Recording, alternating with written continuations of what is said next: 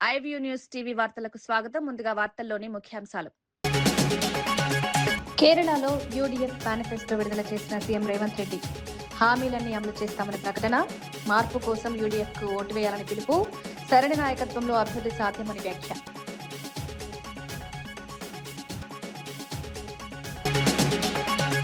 అమరావతి అంశంపై కిరణ్ రిజిజును కలిసిన మంత్రి లోకేష్. అమరావతికి సహకరించినందుకు కృతజ్ఞతలు. రాజధాని అభివృద్ధిపై చర్చ. రాష్ట్ర అభివృద్ధికి సహకారం అవసరమని వ్యాఖ్య.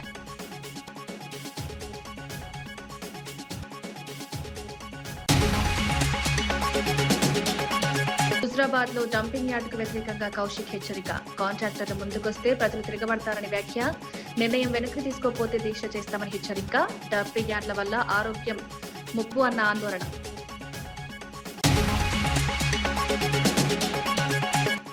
అధికారులపై మాజీ మంత్రి పేర్ని నాని తీవ్ర వ్యాఖ్యలు. 2029లో పరిస్థితులు మారతాయని హెచ్చరిక. అధికారుల వ్యవహారాన్ని గమనిస్తున్నామని వ్యాఖ్య. ప్రజలకు న్యాయం జరిగేలా పనిచేయాలని సూచన.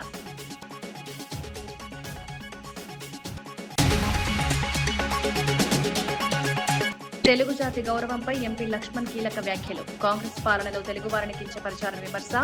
పొట్టి శ్రీరాముల త్యాగం గుర్తుంచుకోవాలని సూచన. ఎన్టీఆర్ సామాజిక న్యాయానికి ప్రతీకాన్ని కొనియాడిన లక్ష్మణ్. కేరళ అసెంబ్లీ ఎన్నికల నేపథ్యంలో యునైటెడ్ డెమోక్రటిక్ ఫ్రంట్ కూటమి మేనిఫెస్టోను సీఎం రేవంత్ రెడ్డి విడుదల చేశారు. స్థానిక నేతలతో కలిసి జరిగిన ఈ కార్యక్రమంలో కీలక వ్యాఖ్యలు చేశారు. యూడీఎఫ్ ప్రజలకు ఇచ్చిన ప్రతి హామీని 100% అమలు చేస్తామని స్పష్టం చేశారు.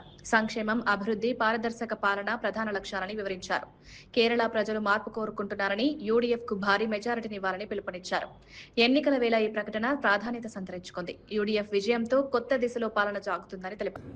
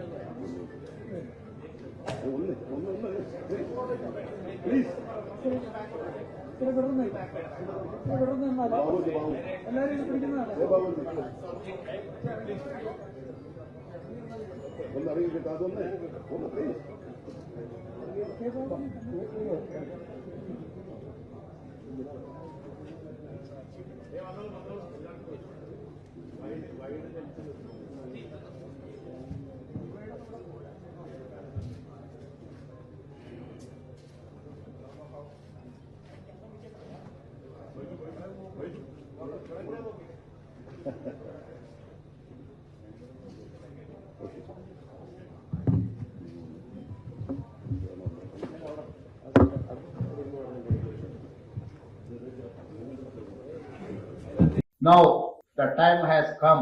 Kerala people have to decide who has to run the government. I'm assuring you, I'm going to be there. I'm going to stand along with Kerala people. Next 20-25 years, I'm going to serve poorest of the poor.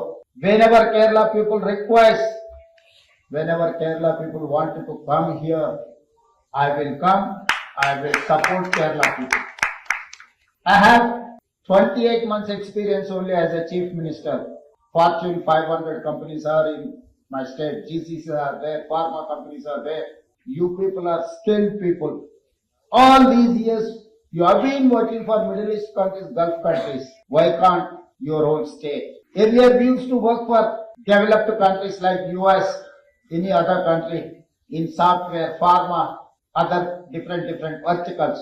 Today, my people are working for my state. They are establishing their own investment, their own companies. They are starting their unicorns. All these years, Our youth were working with Google, Microsoft, Infosys, or any other company. Microsoft CEO from Hyderabad. World Bank chairman studied in Hyderabad. Santanu Narayan studied in Hyderabad. Premji Vatsav studied in Hyderabad. Whoever studied in my state, my city, now they are ruling the biggest of the biggest corporates in the world. They are the CEOs of all those companies. I have appealed. I have organized a global summit in my state. I have invited everyone. I have made a policy, Telangana Rising 2047. They have involved everyone in this process. They have made a policy document to improve Telangana, to develop Telangana. That policy document is going to create wealth and health in Telangana. By 2034, we are going to reach $1 trillion economy. By 2047, we are going to reach 3 trillion. మాజీ మంత్రి పేర్ని నాని అధికారులపై తీవ్ర స్థాయిలో వ్యాఖ్యలు చేశారు. 2029లో జగన్ అధికారంలోకి వచ్చిన తర్వాత పరిస్థితులు మారతాయని హెచ్చరించారు. అప్పటి వరకు అధికారుల వ్యవహారాన్ని గమనిస్తున్నామని తెలిపారు. అవసరమైతే తెలంగాణకు వెళ్లి కేసీఆర్ను కలిసైన సమస్యలను పరిష్కరిస్తామన్నారు. అధికారుల ప్రవర్తనలో మార్పు అవసరమని సూచించారు. ప్రజలకు న్యాయం జరిగేలా పనిచేయాలని స్పష్టం చేశారు. 2034 దాకా ఉంటాడు సర్వీస్ లో బాపిరాజ్ చౌదరి గారు. చంద్రబాబు నాయుడు గారి చుట్టం, గోపీచంద్ గారికి చుట్టం. ఈ బాపిరాజ్ చౌదరి గారిని 2029 గవర్నమెంట్ రాగానే, జగన్ రాగానే ఆ కమిషనర్ బందర్ పోస్టింగ్ తీసుకొచ్చి ఇదే బాధ, ఇదే ప్రొక్లైన్ దిగితే గుండెల్లో ఎంత బాధ ఉంటుందో నీకు, నిన్ను ఆడిస్తున్న నీ పెన్ డ్రైవ్లన్నీ కూడా సేఫ్ లాకర్లో దాచుకుని నిన్ను తోలుబొమ్మలాగా ఆడిస్తున్నటువంటి ఆడికి ఇద్దరికి ఈ జేసీబీ బకెట్లు దిగితే ఎంత బాధ ఉంటుందో చూపించకపోతే కుల రవీంద్ర చూసుకో. ఇదే బాపిరాజుని బందర్ తీసుకొస్తా.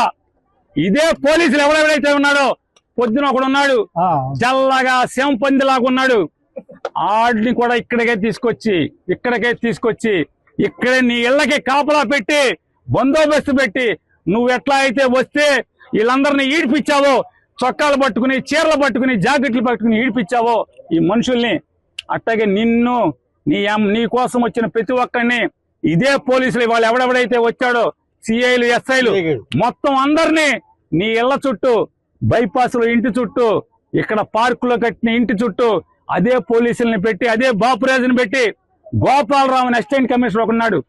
ఎవరెవరైతే ఈ పాడు పనులు, తప్పుడు పనులు ఇన్వాల్వ్ అయ్యారో నోటీసులు ఇవ్వకుండా, ఏసీపీ నీ ఇంటికి ప్లాన్ లేదు, నీ ఇల్లు ఎక్కడో నాకు తెలుసు, నీకు తెలుసు.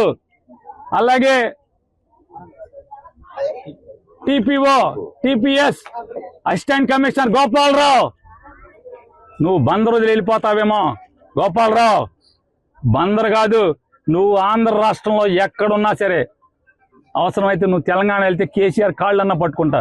నీ ఇంటి సంగతి చూస్తా గోపాలరావు. మనిషి జన్మ ఎత్తలేదా మీరని అడుగుతున్నాను. మనిషి జన్మ ఎత్తలేదా ఎవడు మీరు అసలు అధికారుల? అలాగే జిల్లా ఎస్పీ నాయుడు గారిని కూడా అడుగుతున్నా. అయ్యా ఎస్పీ గారు, కమిషనరు మీ పోలీసులకి పోలీస్ రిక్వెజిషన్ ఇచ్చాడా? ప్రొటెక్షన్ అడిగాడా? రాతపూర్వకంగా అడిగాడా? ఫోన్ చేసి కుల్లు రవీంద్ర అడగటం కాదు ఎస్పీ గారు, నిన్ను రాతపూర్వకంగా మున్సిపల్ కమిషనర్ మీ పోలీసుల్ని, నాకు పోలీస్ బందోబస్తు కావాలి, సోన్సో నోటీస్ నంబర్ ప్రకారం కోలదోయటానికి నేను వాళ్ళకి నోటీస్ ఇచ్చాను, నిన్ను పోలీస్ ప్రొటెక్షన్ రాతపూర్వకంగా అడిగాడా? మీరు ఆలోచించుకోండి ఎస్పీ గారు. మీరు ఊరికే కుల్లు రవీంద్ర తానా అంటే తందానా అని కుల్లు రవీంద్ర ఫోన్ చేయగానే మీరు లేచి నుంచి పోలీసులను పంపిస్తే ఇది ధర్మమా మీ ఐపీఎస్ ఉద్యోగానికి? ఎస్పీ గారు, రాతపూర్వకంగా కమిషనర్ మిమ్మల్ని అడగడా? మీరు అడిగితే కనుక అది మీడియాకి రిలీజ్ చేయండి. మున్సిపల్ కమిషనర్ బాపిరాజు చౌదరి మీకు మున్సిపాలిటీ నుంచి అధికారికంగా నేను పలానా చోట నోటీస్ ఇచ్చాను, ఆ నోటీస్ మీరిపోయింది, నాకు అక్కడ ఇల్లు కూలదోయటానికి పోలీస్ ప్రొటెక్షన్ కావాలని చెప్పని మీకు రాతపూర్వకమైన నోటీసు చిలకలపూడి సిఐకి ఇచ్చాడా? ఇస్తే మీడియాకి పెట్టండి. నేను మిమ్మల్ని నోరు మూసుకోకపోతే అప్పుడు అడగండి. మీ పోలీసులను అన్నందుకు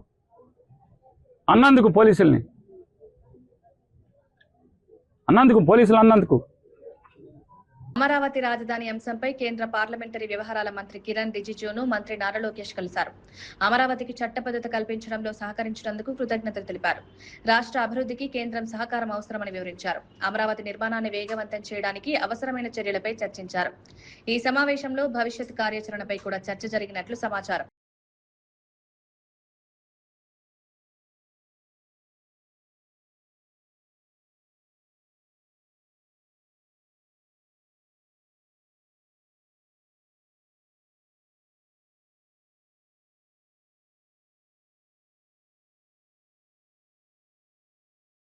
కేరళ సీఎం పినరయి విజయన్ పై సీఎం రేవంత్ రెడ్డి చేసిన వ్యాఖ్యలను సిపిఐ నేత రామకృష్ణ తీవ్రంగా ఖండించారు.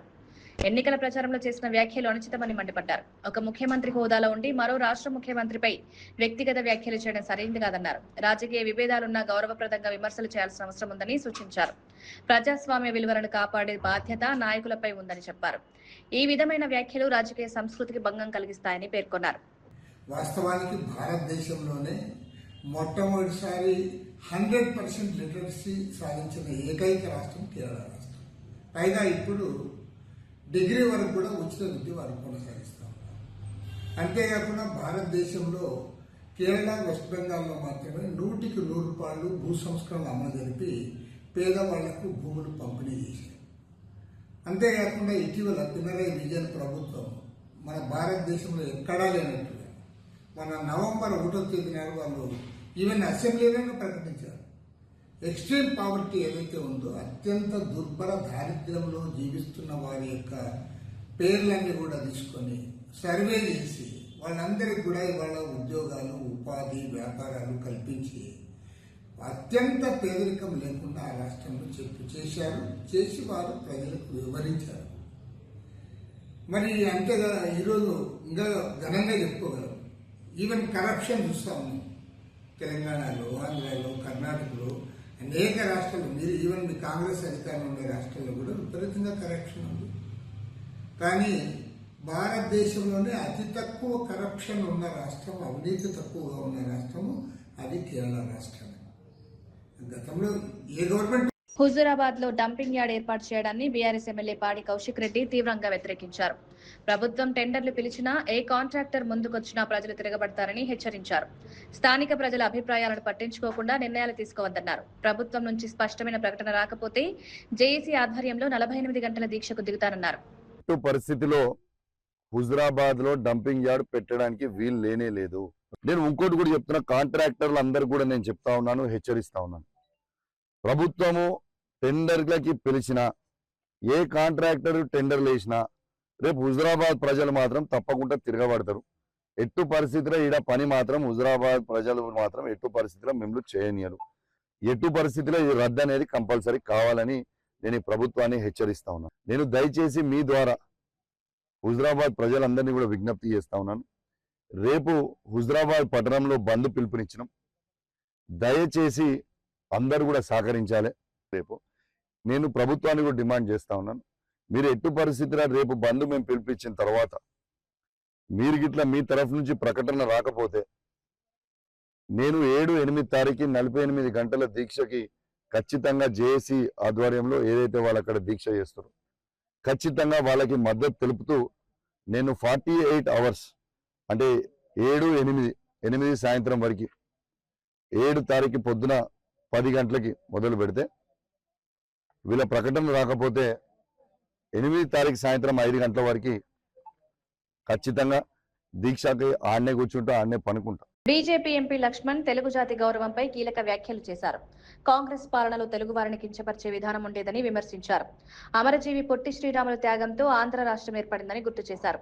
తెలుగు జాతి చరిత్రను ప్రతి ఒక్కరూ తెలుసుకోవాల్సిన అవసరం ఉందన్నారు. సామాజిక న్యాయానికి ప్రత్యేకగా ఎన్టీఆర్ నిలిచారన్నారు.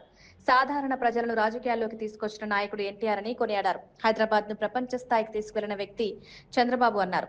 మోదీ ప్రభుత్వం విభజన హామీలను అమలు చేస్తోందని తెలిపారు.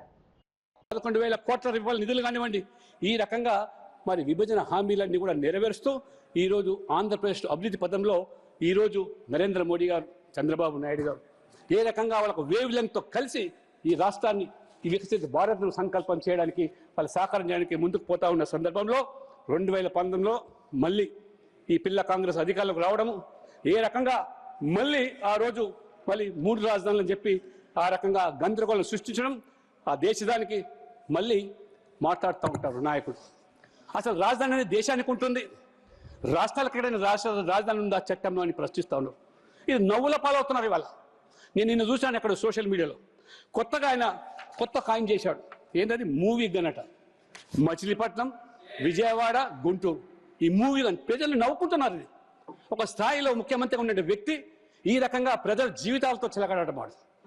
ఏ రకంగా ఆ రోజు మరి మాతృమూర్తులు ఆరుపరచడు ఏ రకంగా ఈ అమరావతి కోసం పాటుపడితే అటువంటి మరి చంద్రబాబు నాయుడు గారు ఆ అహర్నిశలు రాష్ట్రం కోసం పనిచేస్తూ ఉంటే 70 సంవత్సరాల వయసులో ఆ రోజు కక్ష సాంపిల్ చర్యల్లో భాగంగా అరెస్ట్ చేసి జైలుకి పంపించి ఒక పైశాచిక ఆనందం పొందినటువంటి పిల్ల కాంగ్రెస్ పార్టీ నాయకులు ఆ రోజు I was one of the first person among the people who condemned the arrest of Tara Chandrababu and put him to jail for 50 more than 50 days.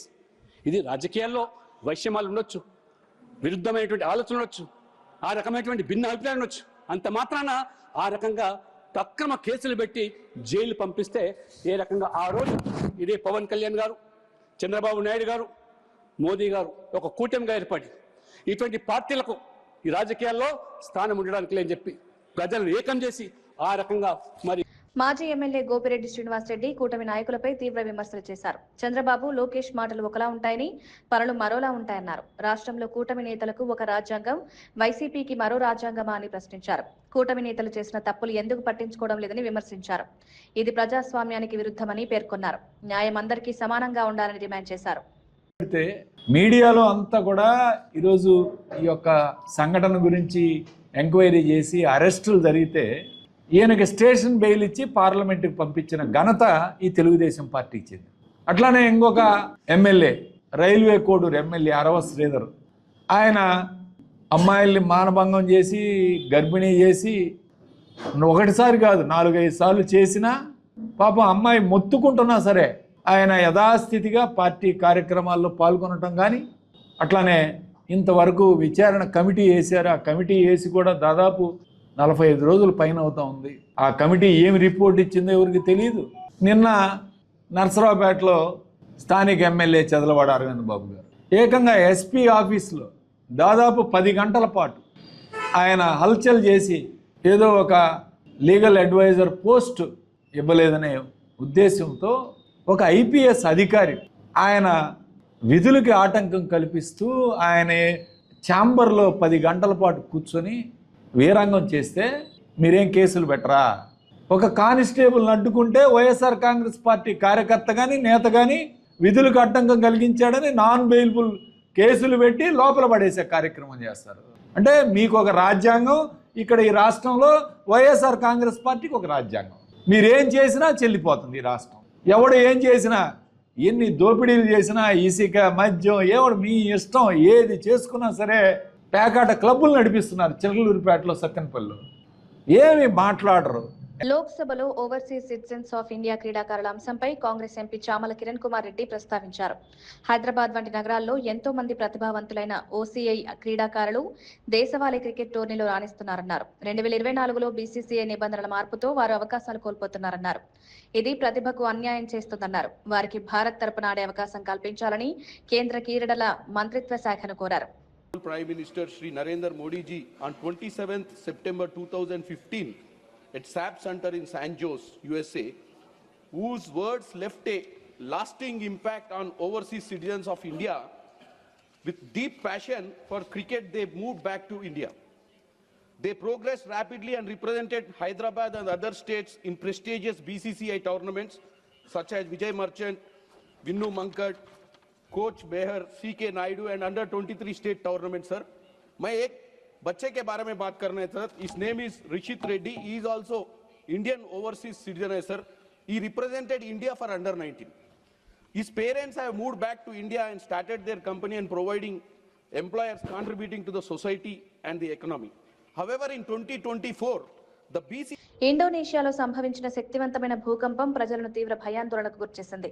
Richter స్కేల్పై 7.6గా నమోదైన ఈ భూకంపనలు అనేక ప్రాంతాల్లో తీవ్ర ప్రభావం చూపాయి. భవనాలు కూలిపోవడంతో భారీ నష్టం సంభవించింది. గోడలు బీటలు వారడంతో ప్రజలు ఇళ్ల నుంచి బయటకు పరుగులు తీశారు. శిథిలాల కింద చిక్కుకున్న వారిని రక్షించేందుకు అత్యవసర బృందాలు రంగంలోకి దిగాయి. గాయపడిన వారిని సమీప ఆసుపత్రికి తరలించి చికిత్స అందిస్తున్నారు. మరిన్ని ఆఫ్టర్ షాక్స్ వచ్చే అవకాశం ఉందని అధికారులు హెచ్చరించారు.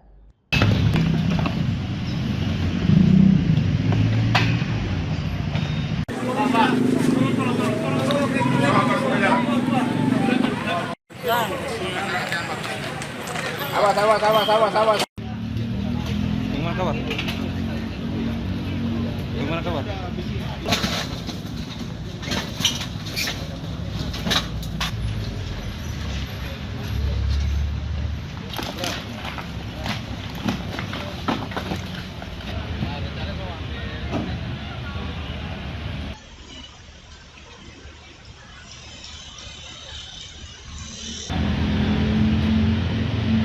పశ్చిమ బెంగాల్ ఎన్నికల ప్రచారంలో కేంద్ర హోంమంత్రి అమిత్ షా మమతా బెనర్జీ ప్రభుత్వంపై తీవ్ర విమర్శలు చేశారు.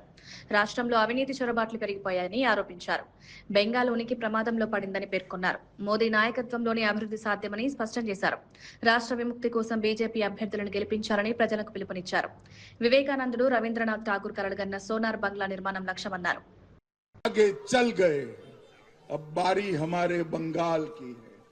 मुझे बताओ भवानीपुर वालों, बंगाल में परिवर्तन करना है या नहीं करना है? बंगाल में तो परिवर्तन होगा ही, भवानीपुर में परिवर्तन करना है या नहीं करना है?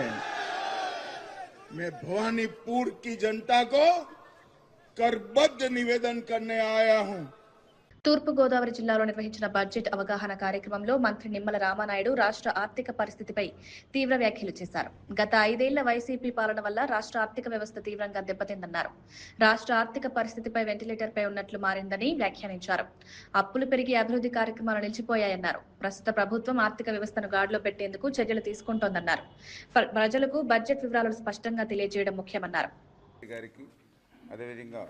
వేదికను అలంకరించినటువంటి గౌరవ జేసీ స్వరూప్ గారికి, అదేవిధంగా మున్సిపల్ కమిషనర్ రాహుల్ మీనా గారికి, డిఆర్ఓ సీతారామమూర్తి గారికి, ఇంకా వేదిక ముందున్నటువంటి గౌరవ శాసనసభ్యులు, అదేవిధంగా గౌరవ అధికారులకు, పాత్రికేయ మిత్రులకు అందరికీ కూడా ముందుగా నా హృదయపూర్వకమైనటువంటి నమస్కారాలు ముందుగా మీ అందరికీ కూడా తెలియజేసుకుంటూ, ఈరోజు గౌరవ ముఖ్యమంత్రి నారా చంద్రబాబు నాయుడు గారు 2024లో ప్రజల ఆశీర్వాదంతో కూటమి ప్రభుత్వం అధికారంలోకి వచ్చిన తర్వాత ఆర్థికమైనటువంటి ఇబ్బందులు, ఆర్థికపరమైనటువంటి కష్టాలు ఈ యొక్క ఆంధ్రప్రదేశ్ రాష్ట్రానికి ఉన్నటువంటి స్థితిలో కూడా ఏ రకంగా అభివృద్ధిని, సంక్షేమాన్ని ఈరోజు రాష్ట్రంలో అమలు చేస్తున్నామో ఈ బడ్జెట్ అవుట్ రీచ్ ప్రోగ్రాం ద్వారా ప్రతి జిల్లాలోనూ, ప్రతి నియోజకవర్గంలోనూ, ప్రతి మండలంలోనూ కూడా ప్రజలకు వివరించాలనేటువంటి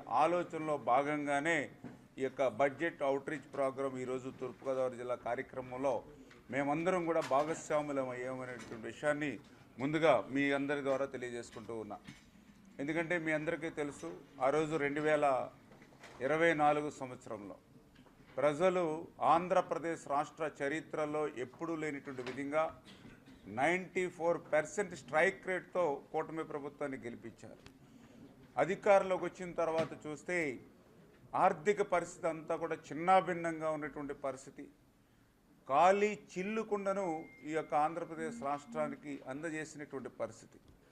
ఖాళీ కొండేస్తే ఏదో రకంగా శ్రమించి నింపుకోవచ్చు, కానీ ఖాళీ చిల్లుకుండ అంటే జగన్మోహన్ రెడ్డి చేసినటువంటి అప్పుల్ని ఒక పక్క తీర్చాలి, ఆయన చేసినటువంటి అప్పులకి వడ్డీలు మరొక పక్కన కట్టాలి, మరొక పక్కన అభివృద్ధిని, సంక్షేమాన్ని, ప్రజల యొక్క కోరికల మేరకు మళ్ళీ వాటిని కూడా మనం నెరవేర్చాలి.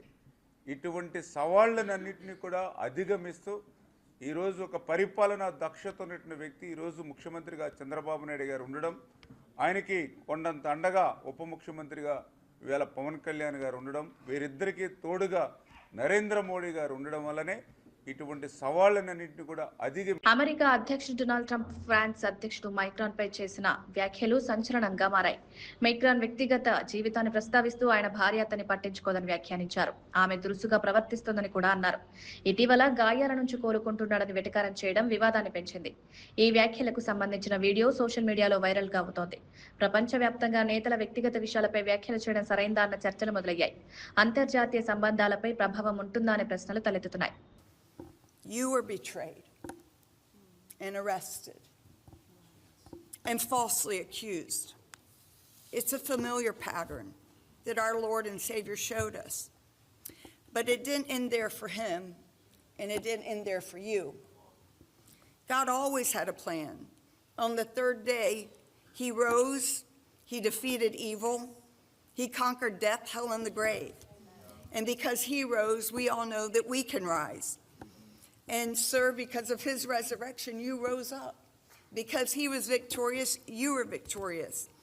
And I believe that the Lord said to tell you this. Because of his victory, you will be victorious in all you put your hand to. Amen. Because God is with you and God is using you to defeat evil, to restore families, to awaken the church, to harvest the nations, and to bring a worldwide revival. వార్తలు ముగించే ముందు ముఖ్యాంశాలు మరోసారి. కేరళలో UDF manifesto విడుదల చేసిన CM Revanth Reddy హామీలన్నీ అమలు చేస్తామని ప్రకటన. మార్పు కోసం యూడీఎఫ్ కు ఓటు వేయాలని పిలుపు. సరైన నాయకత్వంలో అభివృద్ధి సాధ్యమని వ్యాఖ్య.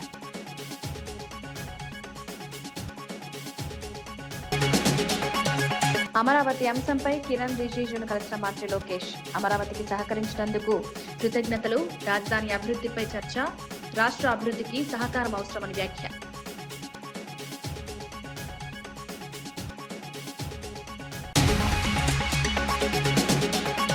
హుజరాబాద్ లో డంపింగ్ యార్డుకు వ్యతిరేకంగా కౌశిక్ హెచ్చరిక. కాంట్రాక్టర్లు ముందుకొస్తే ప్రజలు తిరగబడతారని వ్యాఖ్య. నిర్ణయం వెనక్కి తీసుకోకపోతే దీక్ష చేస్తామని హెచ్చరిక.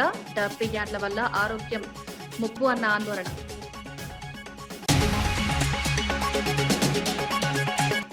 అధికారులపై మాజీ మంత్రి పేర్ని నాని తీవ్ర వ్యాఖ్యలు. 2029లో పరిస్థితులు మారతాయని హెచ్చరిక. అధికారుల వ్యవహారాన్ని గమనిస్తున్నామని వ్యాఖ్య. ప్రజలకు న్యాయం జరిగేలా పనిచేయాలని సూచన.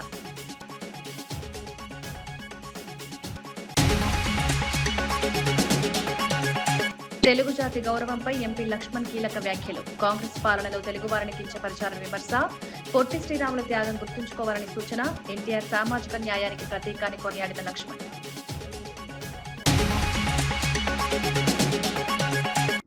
ఇవి ఈనాటి వార్తా విశేషాలు. మరో బులెటిన్లో మళ్ళీ కలుద్దాం. నమస్కారం.